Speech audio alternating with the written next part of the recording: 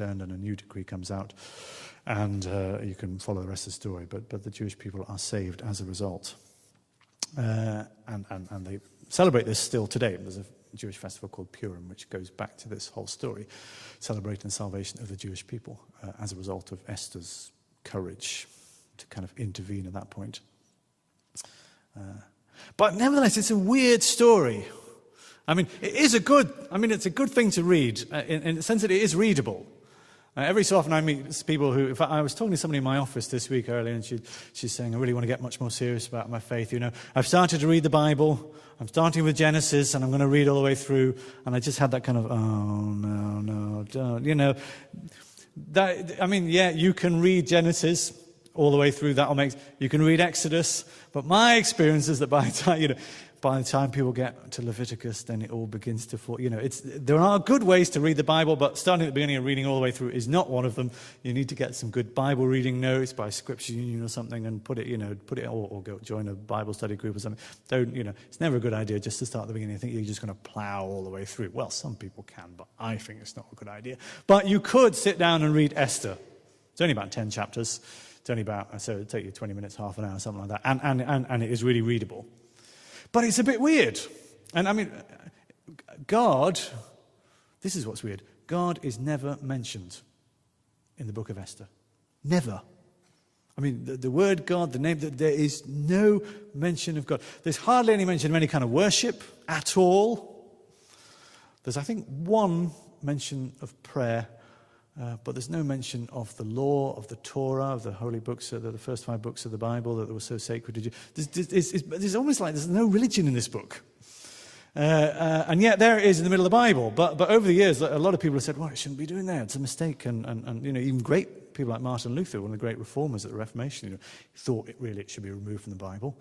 And it's a bit difficult sometimes not to make of it, because nor are they necessarily, the heroes and the heroine, Mordecai, Esther, they're not necessarily real kind of moral role models. There is this one moment where Esther really does pluck up her courage. But up to that point, she's concealed her identity. So she hasn't been open about her faith. She hasn't been open about being Jewish. Maybe that's kind of understandable because they were being persecuted. But before all that, you see, this thing here made it look like she was taken against her will. But actually, if you read the Bible, it doesn't say that at all. It doesn't say that she volunteered, but it doesn't say that she was taken against her will. If it could quite easily be that she volunteered. She volunteered to be part of the king's harem, because this was her chance. This was her X Factor moment. And then she went into the king and had sex with him. That's the implication of the story. And it was only after that she was chosen. That's like sleeping with Simon Cowell to get your big break. That's what this story's about. So you go, okay, so what are we meant to, that's a bit, why is this story in the Bible? At all. There doesn't seem a lot of religion in it. Doesn't seem a lot of kind of good moral stuff. So I just want to kind of pull out 3 things that seem to me to be really kind of striking in it. The first is a more general thing. This is a story about living in exile.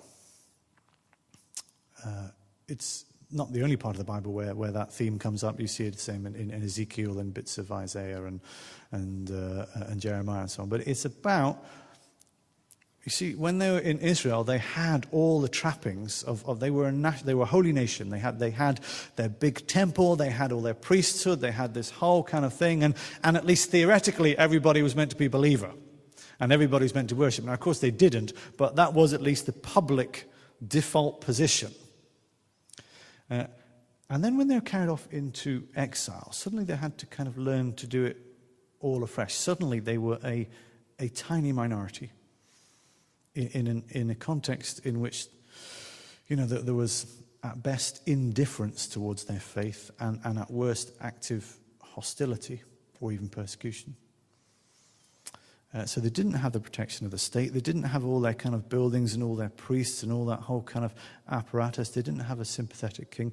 They suddenly realized that they were a small minority. And for the first time, they really had to think about how to live faithfully as a minority. in an indifferent and sometimes hostile world. And it seems to me there's some really interesting stuff there for us. Because a lot of people now, it depends where you come from in the world, but certainly if you're in the West or in Britain or in Europe, we now live in exile as Christians, you could say.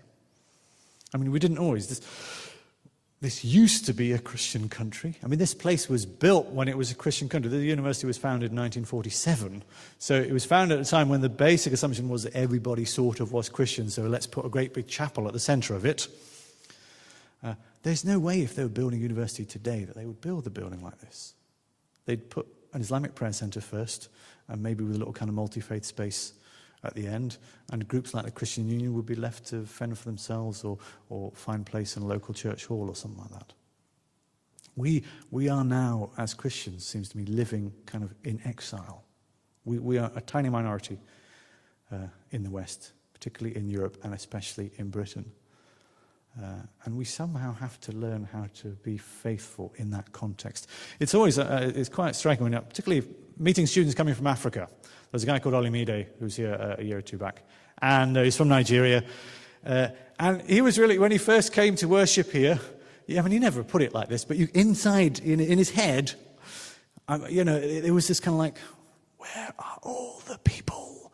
Where are all the Christians?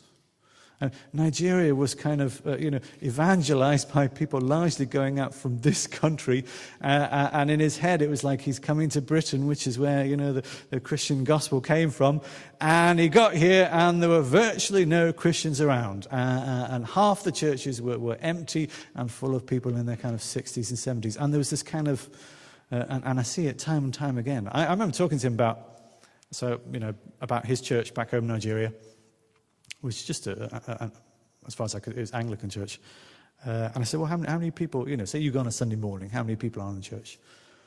So he said, well, I go at 7 o'clock in the morning, and it's about 300 people worshipping. And I said, well, that's, in British terms, that's quite a big church, on the whole, 300 plus. And he said, and then he kind of paused and said, well, that's just the youth fellowship. That's not the main service.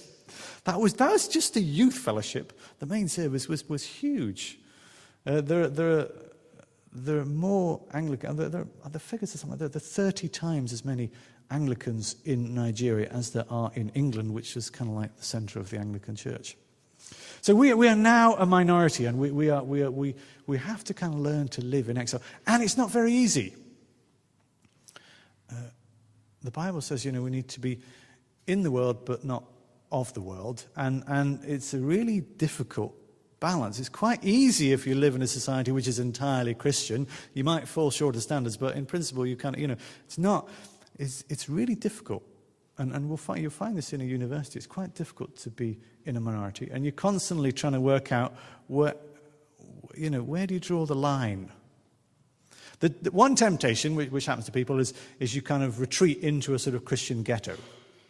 And again, that's happened right through history. You see, Orthodox Jews still kind of literally live in kind of enclosed areas, or kind of areas that are marked out on the streets, and they dress differently and they have no interaction.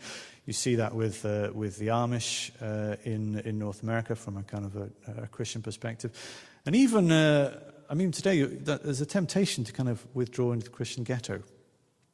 My mother was brought up Brethren. I had this conversation with someone this morning. So my grandfather was a Plymouth Brethren preacher, and they had that kind of thing. My mother never went to the cinema until she left home because, the cinema was of the devil. She never went into a pub because pubs were of the devil. And it was like, she only hung out with her Christian group. That's one temptation. And that's a temptation you can fall into here as well. There is so much Christian stuff happening. You could go every night to one other Christian. In fact, you could go half the days as well. You could do nothing other than go from one Christian group to another. And sometimes that's really nice. Especially if you came from a church where you were the youth group. Some people come from church. It was me and my brother, and he never came. So some people have that experience. If you came from a bigger church, it's all right. But if you are the only, I'm the only Christian in the village kind of thing, then it's really nice coming where there are a whole lot of Christians. And you can have Christian friends, and you can kind of hang out. And it's really good. And you can learn a lot.